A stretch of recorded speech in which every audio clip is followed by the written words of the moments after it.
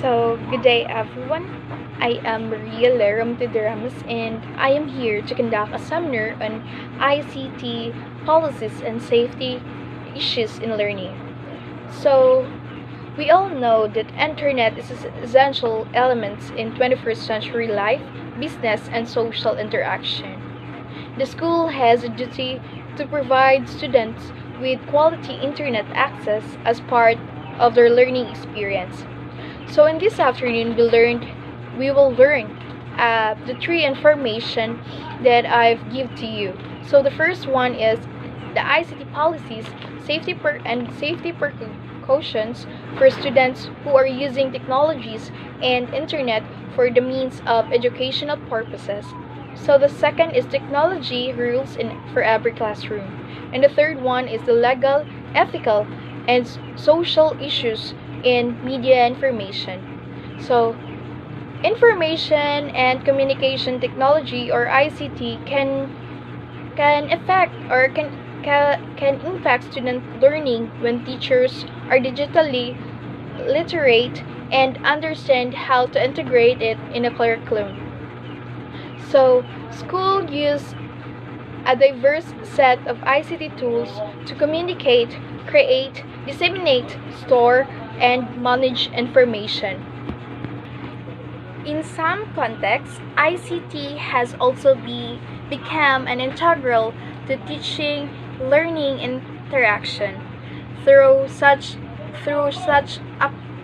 approaches are replacing chalkboards with interactive digital whiteboards, using students' own smartphones for devices for learning during class times, and flipped classroom model where students watches lectures at home on computer and use classroom time for more interactive exercises.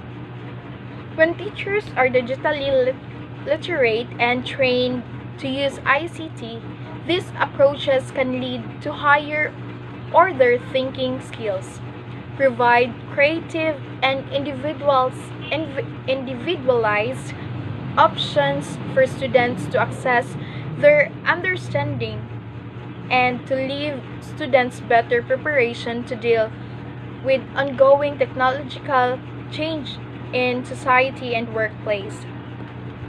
So, the ICT issues planners must include considering the total cost benefit equation, supplying and maintaining requisite infrastructure, and ensuring investments are matched with teacher support and other policies aimed at effective ICT use. So here are the 10 technological rules in every classroom. So first is keep sensitive information private. With so many recent data breaches, it is critical that students learn to keep certain information private at a young age. Second, do not interact with strangers. As we all know, messaging apps and social media has been made easier than ever for students to encounter wrong person and wrong people. So, your student need to know that online strangers are potential predators will lie to them. Third is know the law and protect you, your privacy and your rights. So teachers need to teach and be familiarized with the law and act that are placed to keep their students safe. Include the CIPA or the Internet Protection Act, and the COPPA, the Child Online Privacy Protection Act. Then the fourth is cyberbullying law. So CIPA relates to the school responsibility to censor the computer access on campus. So on the other hand, COPPA put the responsibility on website operators to protect children's privacy. Understanding all this law is paramount in educating students. So next, the fourth one is zero tolerance of cyberbullying. Report it. These internet policies must include cyberbullying preventions and reporting.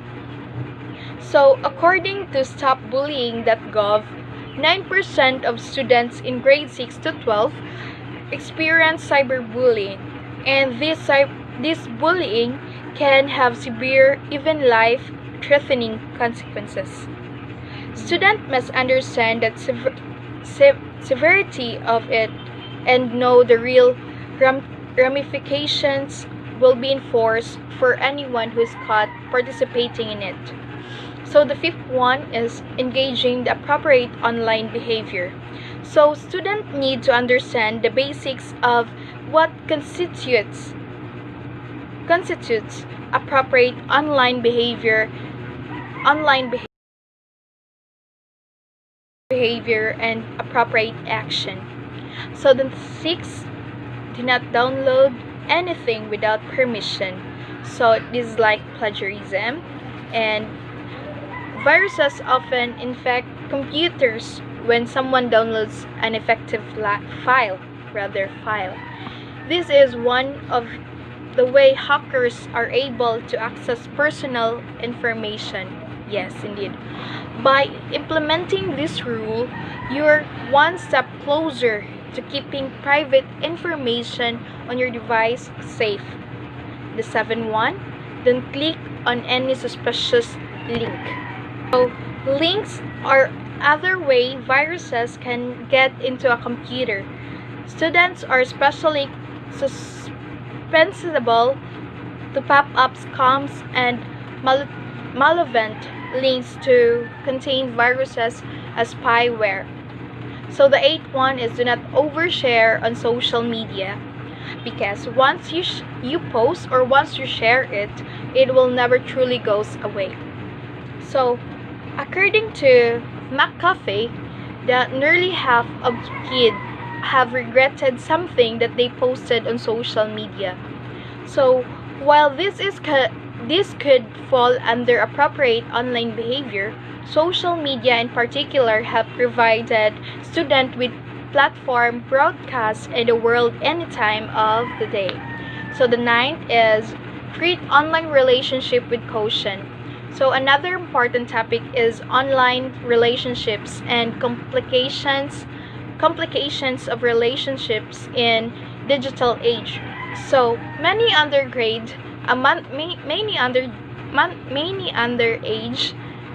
children are catfished by older people lying about their identity, often going so far as to have full fake profiles complete with pictures with a large number of friends or followers just to look more legitimate. And the 10th is keep a clean digital footprint. So the importance of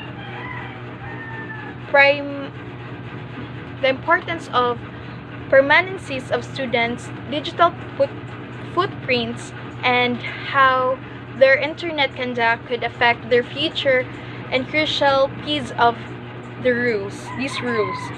So things that they send via text, social media, emails, and etc.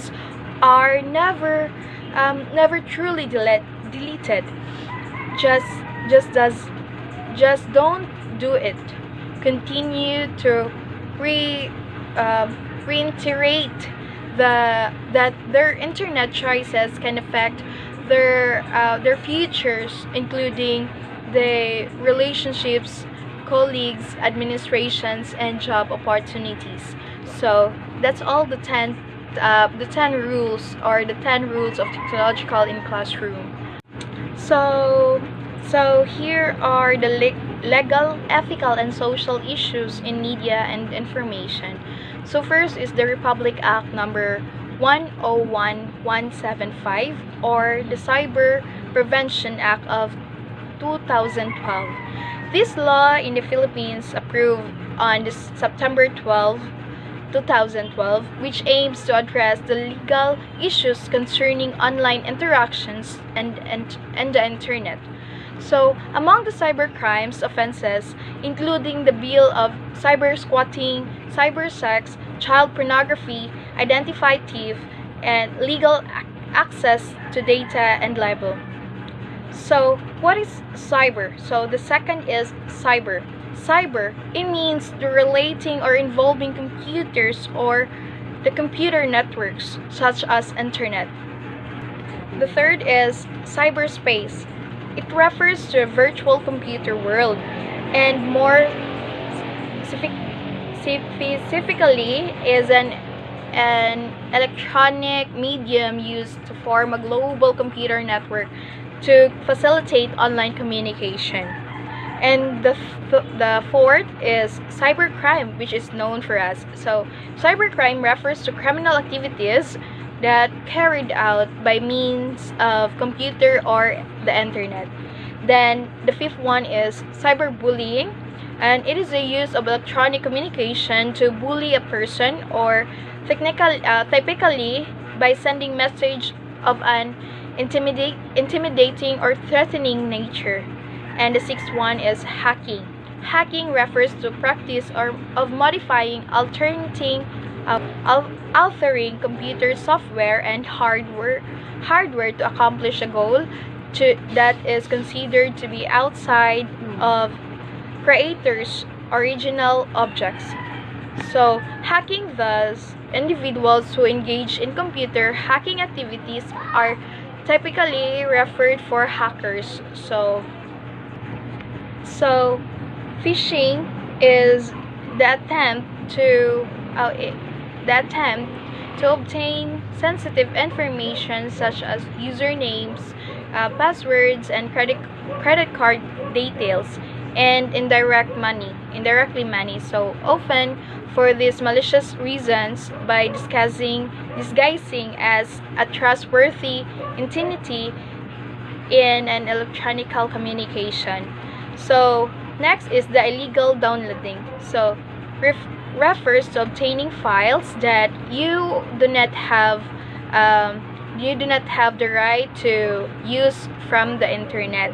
So the next, the downloading sites, legal downloading sites that pirate by iTunes, like Yahoo Music, Amazon YTS, the Netflix. So next is the digital piracy.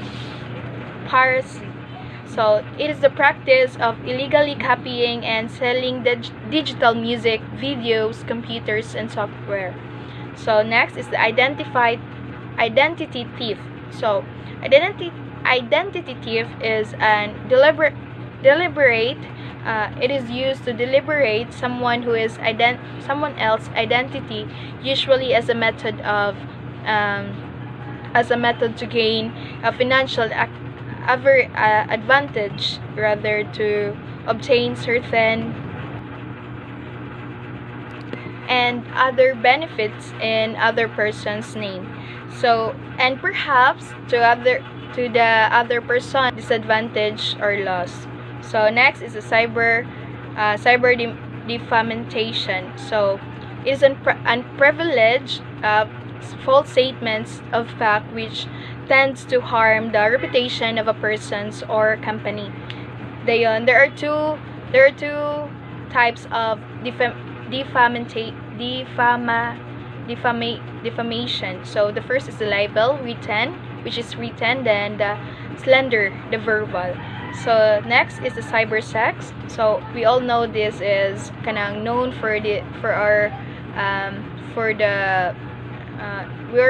we all know that cyber sex is common for us, and in this country, this cyber sex is common near in Manila and Luzon area. So cyber sex are also called the cybercomputer sex. So like internet sex, net sex, it is virtual sex encounter in which two or more people connected remotely and via internet. So it send each other sexually explicit contents or sexual explicit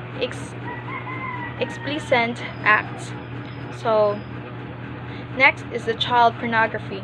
So child pornography is a form of child sexual exploitation. So the next is cyber squatting. It is a registering, trafficking in, and using an internet domain name with a bad faith intent to to profit from a goodwill trademark belonging with someone else. So copyright. So a legal device that gives the creator of a literary, artistic, musical, or other creative work for the sole right and publish and sell that work. So that's copyright. So copyright owners to have the right to control and reproduction of their works including the right to receive payment for the reproduction. So the violation copyright is called infringement. Infringement. So the next is plagiarism. So plagiarism is common for us students. So we just copy the link or we just copy and paste. So plagiarism is an act to instance of using or closely imitating the language and thoughts of other author without authorizing. So the representation of that author's work as one's own. So as by that crediting the original author. So next is the fair use. So this is an illegal concept that allows the reproduction of copyrighted materials for certain purposes without obtaining permission and without paying a fee. So fair use is an illegal concept that allows reproduction of copyrighted materials for certain purposes without obtaining permission or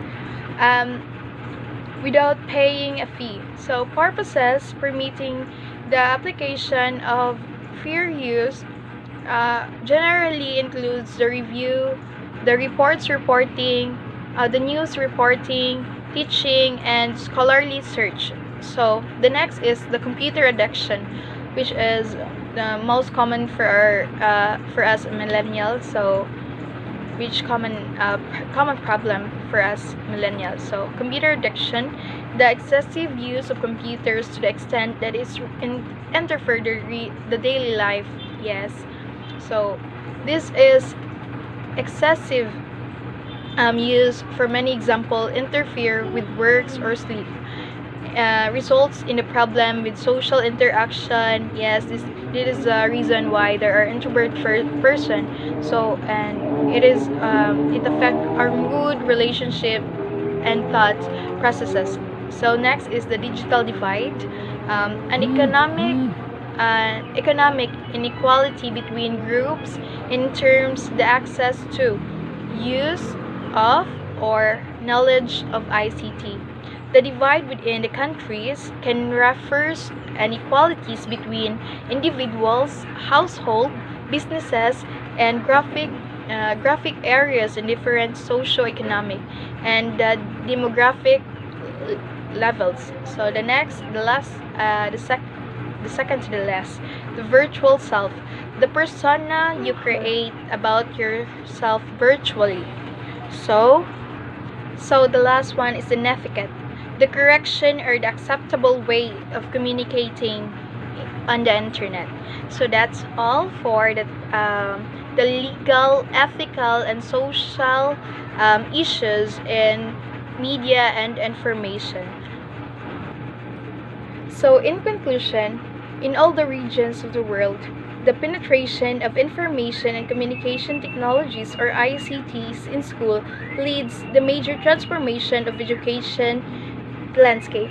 So although there is no consensus as yet regarding the actual benefits of technology in ensuring the quality education or the quality learning, ICT are increasingly seen as an integral part of the modern education systems. Policy markers are thus attentive to the need to ensure alignment between the development of ICT in society their integration in schools and their use of pedagogy, while recognizing the potential values of ICT in education. Many countries face significant challenges in transforming the premises of technology in tangible benefits for learning. Many of these challenges are related to the cost or in infrastructural of technical issues such as lack of access to technology or poor connectivity. This particular case in low-income countries. Other barriers include the lack of relevant content in a language understood by users and limited access to open education resources.